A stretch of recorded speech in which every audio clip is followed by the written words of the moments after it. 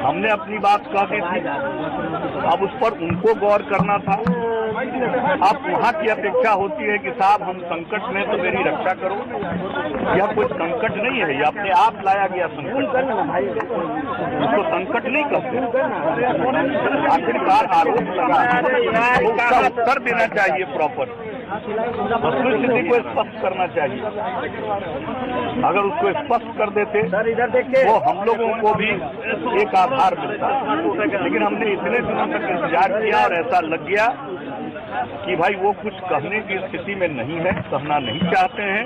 तो ऐसी स्थिति में मैं अब जवाब तो नहीं दे सकता, और जिस सरकार का नेतृत्व कर रहा हूँ उस सरकार के अंदर के व्यक्ति के बारे में कुछ बातें कही जाती है, हम कुछ कहने की स्थिति में नहीं हैं। वैसी स्थिति में इस प्रकार की सरकार को चलाने का कोई मेरे सामने कोई आधार नहीं, इसलिए हमने समझा कि चलिए और कुछ नहीं। अब ऐसी स्थिति आई, जब तक चला सकते थे चला दिया।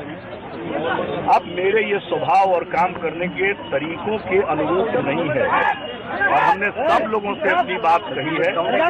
ऐसा नहीं है कि कोई छिपी हुई बात है, और जिस तरह से आप समझ लीजिए देश की राजनीति चल रही है, मैंने कौन सा प्रयत्न नहीं किया एकता हो, और इसके लिए प्रयास किया। अब आप ही सोचिए, नोटबंदी का मसला आया, हमने नोटबंदी का समर्थन किया, मेरे ऊपर न जाने क्या क्या आरोप लग गए कई दलों की तरफ से। और आप भी जानते हैं कि जब हम नोटबंदी का समर्थन कर रहे थे तो हमने साफ साफ कहा कि बेनामी संपत्ति पर हिट कीजिए, तो हम कैसे पीछे जा सकते। लेकिन हमने जो जनहित में था और लोगों को नोटबंदी का अच्छा प्रभाव दिख रहा था, खासकर आम लोगों में, गरीबों में, और हमने साफ साफ कहा बेनामी संपत्ति पर हिट करिए। हम हमेशा गांधी जी को कोट करते हैं, गांधी जी ने हमेशा कहा कि धरती पर लोगों की जरूरत की पूर्ति होगी लेकिन लालच की नहीं, नीड की पूर्ति होगी लेकिन ग्रीड की पूर्ति नहीं हो सकती। मैं इसका उल्लेख करता रहा हूँ, मैं तो हमेशा कहता रहा हूँ कि भाई ये धन संपत्ति अर्जित करना गलत तरीके से, आखिर ये क्या प्रवृत्ति है। और हम बार बार कहते हैं अपने भाषणों में कि कफन में कोई जेब नहीं होता, जो भी है यही रहेगा। तो हम इस तरह की बात करते रहे हैं, मेरा रास्ता ये रहा है।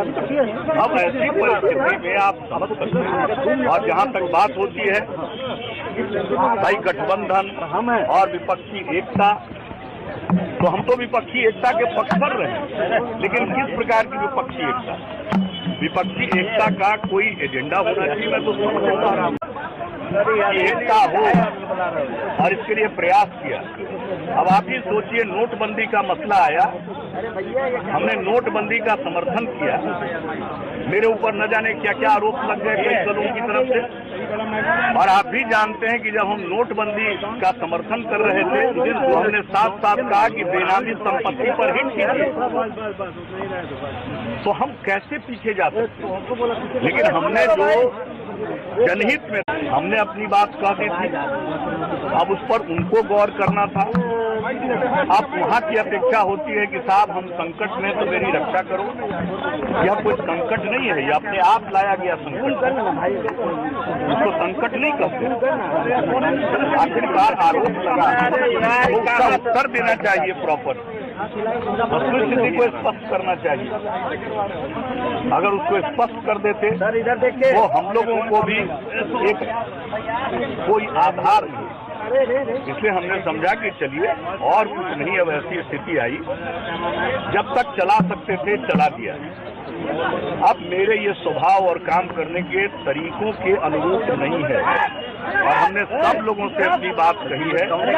ऐसा नहीं है कि कोई छिपी हुई बात है, और जिस तरह से आप समझ लीजिए देश की राजनीति चल रही है, मैंने कौन सा प्रयत्न नहीं किया आधार मिलता, लेकिन हमने इतने दिनों तक इंतजार किया और ऐसा लग गया कि भाई वो कुछ कहने की स्थिति में नहीं है, कहना नहीं चाहते हैं, तो ऐसी स्थिति में मैं अब जवाब तो नहीं दे सकता। और जिस सरकार का नेतृत्व कर रहा हूं, उस सरकार के अंदर के व्यक्ति के बारे में कुछ बातें कही जाती है, हम कुछ कहने की स्थिति में नहीं हैं। वैसी स्थिति में इस प्रकार की सरकार को चलाने का कोई मेरे सामने था और लोगों को नोटबंदी का अच्छा प्रभाव दिख रहा था, खासकर आम लोगों में, गरीबों में।